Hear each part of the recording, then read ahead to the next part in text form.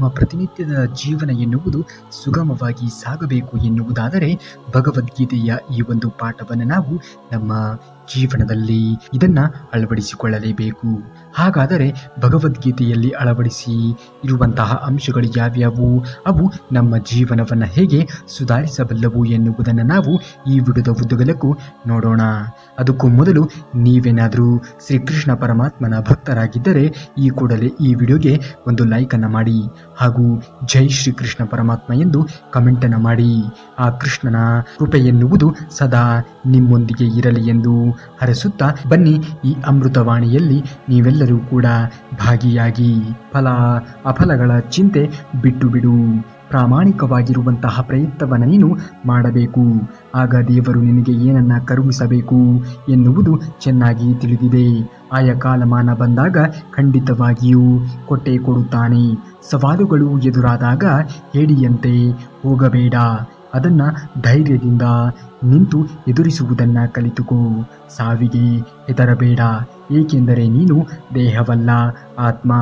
ಆತ್ಮಕ್ಕೆ ಎಂದಿಗೂ ಕೂಡ ಸಾವು ಇಲ್ಲ. ಬದುಕಿನಲ್ಲಿ ವ್ಯತಿರಿಕ್ತವಾಗಿರುವಂತಹ ಸಂದರ್ಭಗಳು ಬರುವುದು ಸಹಜ.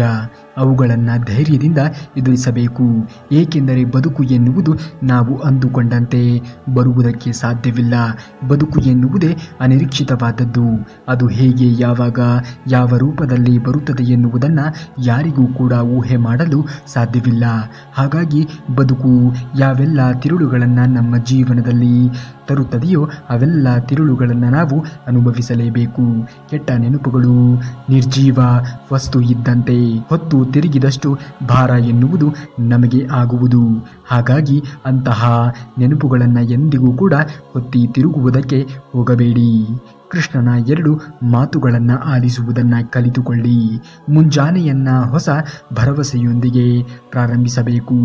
ಯಾವತ್ತಿಗೂ ಕೂಡ ಇವತ್ತು ನಾನು ಈ ಕೆಲಸವನ್ನು ಮಾಡಬೇಕು ಎಂದುಕೊಂಡರೆ ಖಂಡಿತವಾಗಿಯೂ ನೀವು ಬೆಳಗಿನ ಜಾವದಲ್ಲಿ ಅಂದುಕೊಂಡಿರುವಂತಹ ಕೆಲಸವನ್ನು ಮಾಡಿ ಮುಗಿಸಬೇಕು.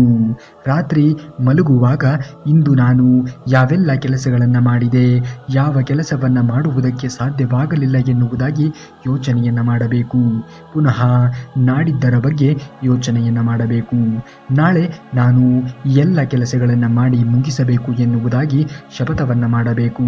ಅದೇ ರೀತಿಯಲ್ಲಿ ನಾಳಿನ ದಿನ ಬಂದಾಗ ಖಂಡಿತವಾಗಿಯೂ ನೀವು ಅಂದುಕೊಂಡಂತಹ ಗಳಿಗೆಯಲ್ಲಿ, ವೇಳೆಯಲ್ಲಿ, ನೀವು ಅಂದುಕೊಂಡ ರೀತಿಯಲ್ಲಿ ಆ ಕೆಲಸವನ್ನು ಮಾಡಿ ಮುಗಿಸಬೇಕು. ಅಂದಾಗ ಮಾತ್ರ ನಾಳೆಯ ಭವಿಷ್ಯ ಎನ್ನುವುದು ಉಜ್ವಲವಾಗಿ ಇರುವುದಕ್ಕೆ ಸಾಧ್ಯವಾಗುವುದು. ಒಂದು ವೇಳೆ ನೀವು ವಿದ್ಯಾರ್ಥಿ ಆಗಿದ್ದರೆ ಇಂದಿನ ಓದನ್ನು ಖಂಡಿತ ಹಿಂದೆ ಮುಗಿಸಬೇಕು. ನಾಳೆ ಓದಿದ್ದರಾಯಿತು ಎಂದು ಬಿಡಬಾರದು. ನಾಳೆ ಎಂದವನ ಮನೆ ಹಾಳು ಎನ್ನುವಂತೆ ನೀವು ಇಂದಿನ ಕೆಲಸವನ್ನು ಹಿಂದೆ ಮಾಡಬೇಕು. ನಾಳೆ ಎನ್ನುವುದು ಯಾವತ್ತಿಗೂ ಕೂಡ ಯಾರಿಗೂ ಒಳ್ಳೆಯದನ್ನ ತರುವುದಿಲ್ಲ. ಇಂದಿನ ಕೆಲಸವನ್ನು ಇವತ್ತೇ ಮಾಡಿ. ಇವತ್ತು ಮಾಡಬೇಕಾಗಿರುವಂತಹ ಕೆಲಸವನ್ನು ಈಗಿನಿಂದನೇ ಶುರು ಮಾಡಿ. ಖಂಡಿತ ಒಳ್ಳೆಯ ದಿನಗಳು ಬಂದೇ ಬರುತ್ತದೆ.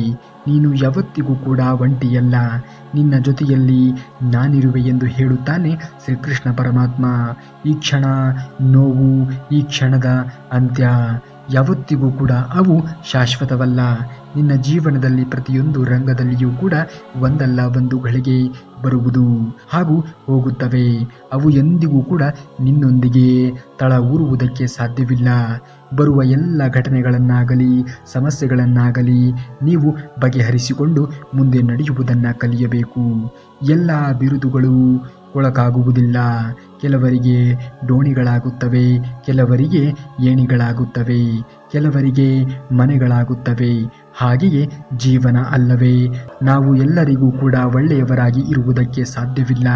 ನಮ್ಮ ಆತ್ಮಸಾಕ್ಷಿಗೆ ನಾವು ಒಳ್ಳೆಯವರಾಗಿ ಇದ್ದರೆ ಸಾಕು.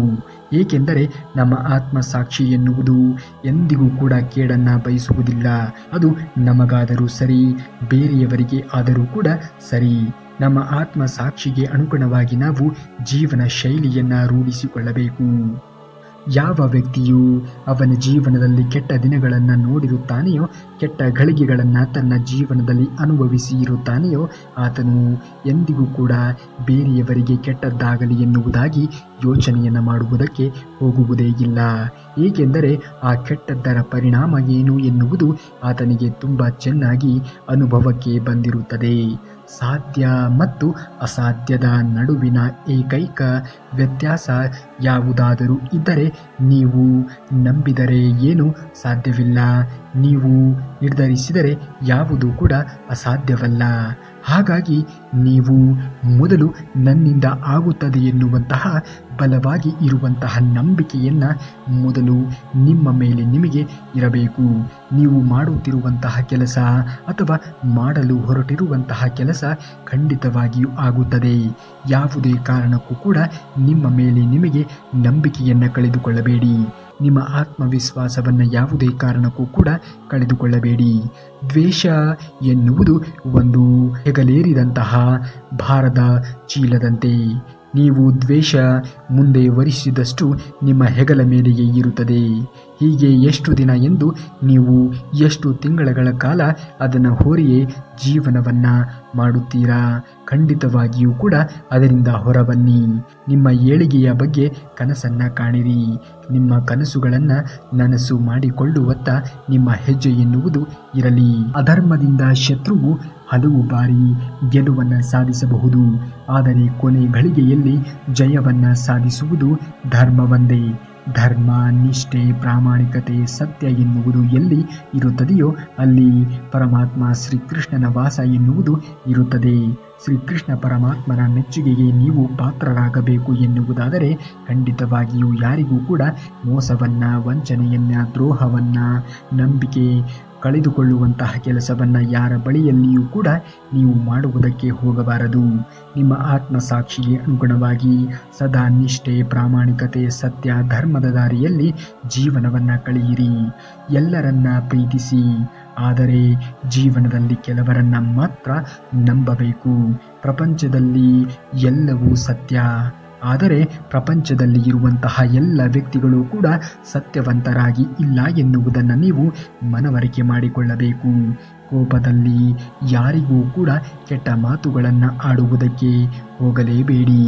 ನಿಮ್ಮ ಕೋಪ ಎನ್ನುವುದು ಕರಗಿ ಹೋಗಬಹುದು, ಆದರೆ ನೀವು ಕೋಪದಲ್ಲಿ ಆಡಿರುವಂತಹ ಮಾತುಗಳು ಹಾಗೆ ಉಳಿದು ಬಿಡುತ್ತದೆ.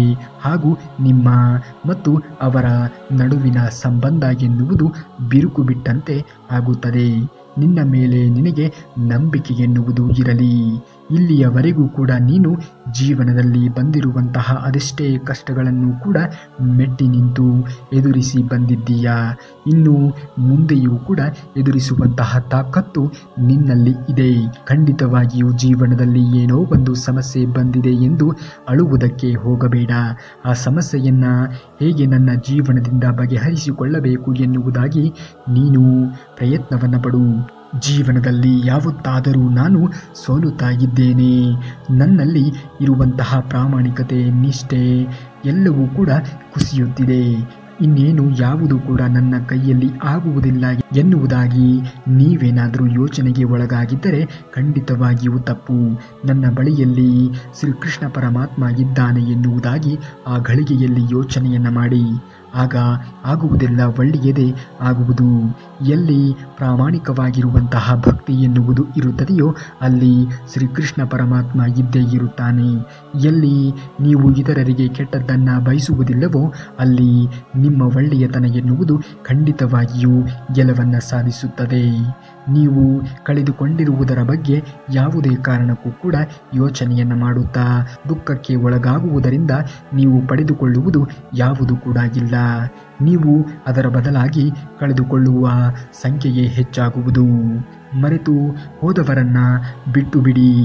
ನಿಮ್ಮನ್ನು ಬಿಟ್ಟು ಅವರೇ ಜೀವನವನ್ನು ಮಾಡುತ್ತಾರೆ ಎನ್ನುವುದಾದರೆ ನೀವು ಏಕೆ ಮಾಡಲು ಸಾಧ್ಯವಿಲ್ಲ ಎನ್ನುವುದಾಗಿ ಯೋಚನೆಯನ್ನು ಮಾಡಿ.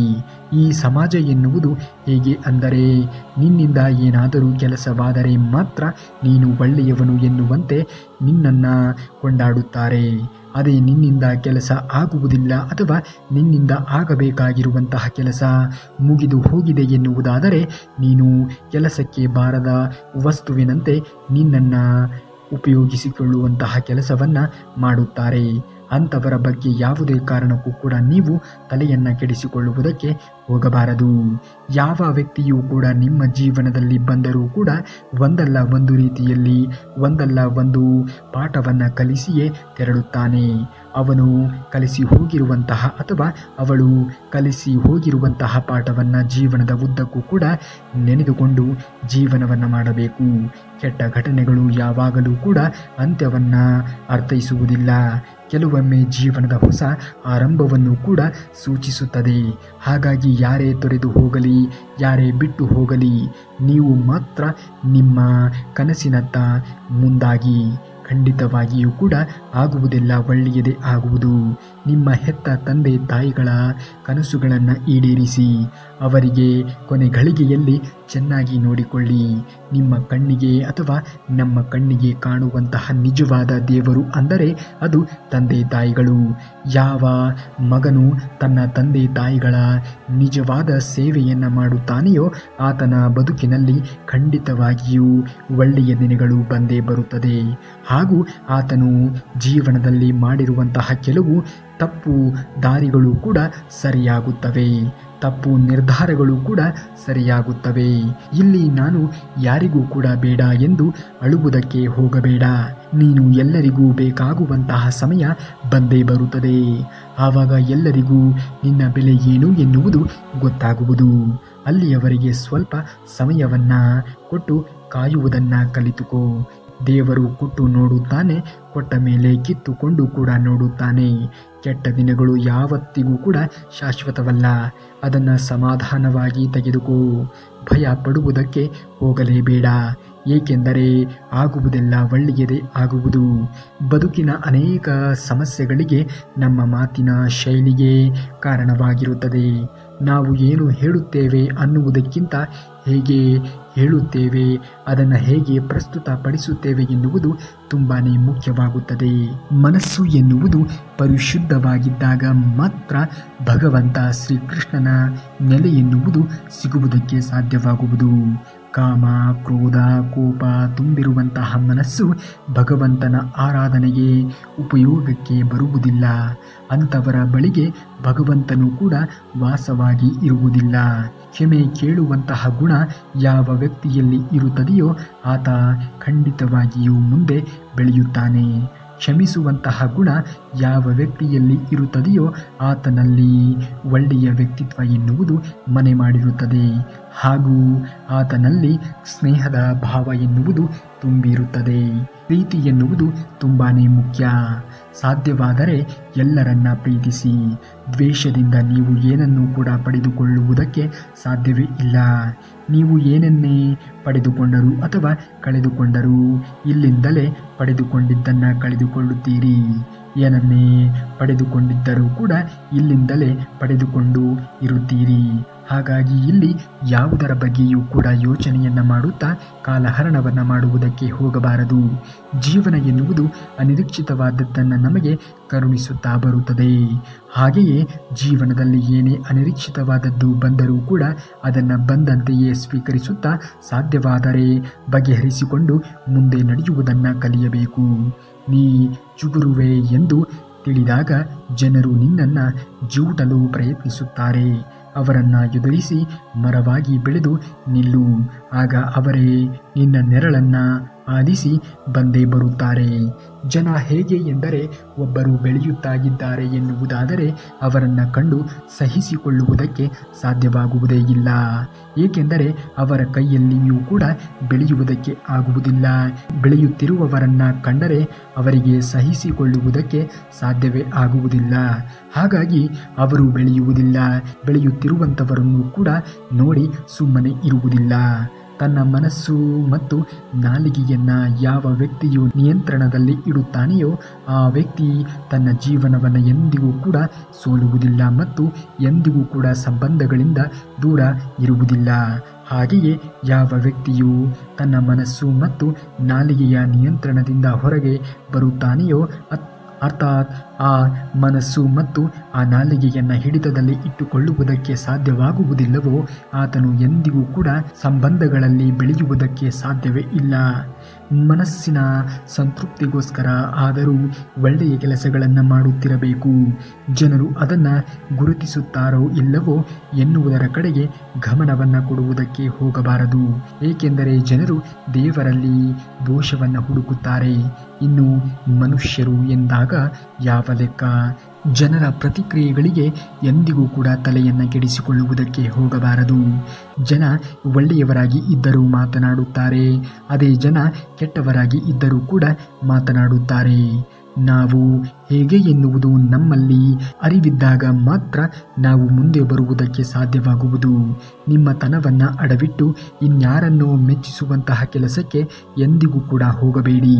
ನಿಮ್ಮ ಹೃದಯವನ್ನು ಸೃಷ್ಟಿಸಿದವನಿಂದ ಮಾತ್ರ ಅದನ್ನು ಗುಣಪಡಿಸಲು ಸಾಧ್ಯ. ಮನಸ್ಸಿಗೆ ನೆಮ್ಮದಿ ಬೇಕೆಂದರೆ ಇಲ್ಲಿ ಯಾವುದು ಕೂಡ ನಮ್ಮದಲ್ಲ ಎಂದುಕೊಳ್ಳಬೇಕು. ನಿನ್ನ ಕಷ್ಟಗಳಿಗೆ ನೀನೇ ಔಷಧಿ. ಇವತ್ತು ಏನು ನಿನ್ನನ್ನು ನೋಯಿಸುತ್ತಾಗಿದೆಯೋ ನಾಳೆ ಅದೇ ನಿನ್ನನ್ನು ಬಲಗೊಳಿಸುತ್ತದೆ.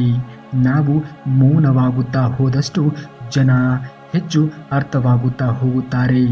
ತಪ್ಪು ಇಲ್ಲದ ಕಡೆ ತಲೆ ತಗ್ಗಿಸಬೇಡ. ಅದೇ ರೀತಿ ನಂಬಿಕೆ ಇಲ್ಲದ ಕಡೆಗೆ ಎಂದಿಗೂ ಕೂಡ ವಾದವನ್ನು ಮಾಡುವುದಕ್ಕೆ ಹೋಗಲೇಬೇಡ. ಇಂದು ಜೀವನ ಕಷ್ಟಕರವಾಗಿದೆ ನಿಜ, ನಾಳೆ ಇನ್ನಷ್ಟು ಕಷ್ಟಕರವಾಗಿರಬಹುದು. ಆದರೆ ನಾಡಿದ್ದು ತುಂಬಾ ಸುಂದರವಾಗಿ ಇರುತ್ತದೆ. ಕಷ್ಟ ಮನುಷ್ಯನನ್ನು ಕುಗ್ಗಿಸೋಕೆ ಅಲ್ಲ, ಬದಲಾಗಿ ಅವನನ್ನು ಬಲಗೊಳಿಸುವುದಕ್ಕೆ ಬರುತ್ತದೆ ಎನ್ನುವುದನ್ನು ಮರೆಯಬಾರದು. ನಾವು ಜೀವನದಲ್ಲಿ ಬೆಳೆಯಬೇಕು ಎನ್ನುವುದಾದರೆ ಈ 5 ಸೂತ್ರವನ್ನು ನಾವು ಪಾಲಿಸಲೇಬೇಕು. ಹಾಗಾದರೆ ಆ 5 ಸೂತ್ರ ಹೀಗಿದೆ. 1ನೇದು, ಕೇಳದೆಯೇ ಏನನ್ನೂ ಕೂಡ ಹೇಳಬಾರದು. ಇನ್ನು 2ನೇದು, ಕಷ್ಟ ಬಂದರೆ ಹೆದರಲೇಬಾರದು.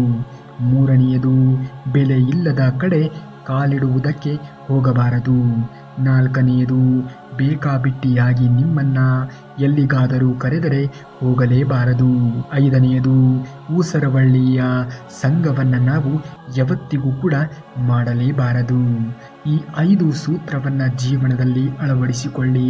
ಖಂಡಿತವಾಗಿಯೂ ಕೂಡ ನೀವು ನಿಮ್ಮ ಬದುಕನ್ನು ನಿಜವಾದ ರೀತಿಯಲ್ಲಿ ಅನುಭವಿಸುವುದಕ್ಕೆ ಸಾಧ್ಯವಾಗುವುದು. ಅವಮಾನಗಳನ್ನು ಎದುರಿಸುವ ಸಾಮರ್ಥ್ಯವಿದ್ದರೆ ಸನ್ಮಾನವನ್ನು ಸ್ವೀಕರಿಸುವಂತಹ ಯೋಗ್ಯತೆ ಎನ್ನುವುದು ಬಂದೇ ಬರುತ್ತದೆ. ಯಾರ ಮಾತಿಗೂ ನೀ ಅಂಜಬೇಡ. ಯಾರ ಆಸೆಯಂತೆಯೂ ಕೂಡ ನೀ ಇರಬೇಡ. ಯಾರನ್ನು ನಂಬಿ ನೀ ಬದುಕಬೇಡ. ನಿನ್ನ ಜೀವನ ನಿನಗೆ ನೀ ಮರೆಯಬೇಡ. ನಮಗೆ ಬೆಲೆ ಕೊಡುವ ಜನಗಳಿಗೆ ಬೆಲೆ ಕೊಡೋಣ. ನಮಗೆ ಬೆಲೆ ಕೊಡದ ಜನಗಳಿಂದ ದೂರ ಇರೋಣ. ಏಕೆಂದರೆ ಕೆಸರಲ್ಲಿ ಕಲ್ಲು ಎಸೆಯುವ ಮೂರ್ಖರು ನಾವು ಆಗುವುದು ಬೇಡ. ಹಾಗಾಗಿ ಸದಾಕಾಲ ಒಳ್ಳೆಯವರೊಂದಿಗೆ ಸಂಘವನ್ನು ಮಾಡಿ, ಸದಾಕಾಲ ಒಳ್ಳೆಯ ವಿಚಾರಗಳನ್ನು ಮೈಗೂಡಿಸಿಕೊಳ್ಳಿ. ಖಂಡಿತವಾಗಿಯೂ ಕೂಡ ನೀವು ಅಂದುಕೊಂಡಿರುವಂತಹ ಎಲ್ಲ ಕನಸುಗಳು ಹರಿಸುತ್ತಾ ನೀವೇನಾದರೂ ಶ್ರೀಕೃಷ್ಣ ಪರಮಾತ್ಮನ ಭಕ್ತರಾಗಿದ್ದರೆ ಈ ವಿಡಿಯೋಗೆ ಒಂದು ಲೈಕನ್ನು ಮಾಡಿ. ಹಾಗೂ ಮುಂದಿನ ವಿಡಿಯೋದಲ್ಲಿ ಸಿಗುವವರೆಗೂ ಧನ್ಯವಾದ. ಕರುನಾಡಿಗೆ.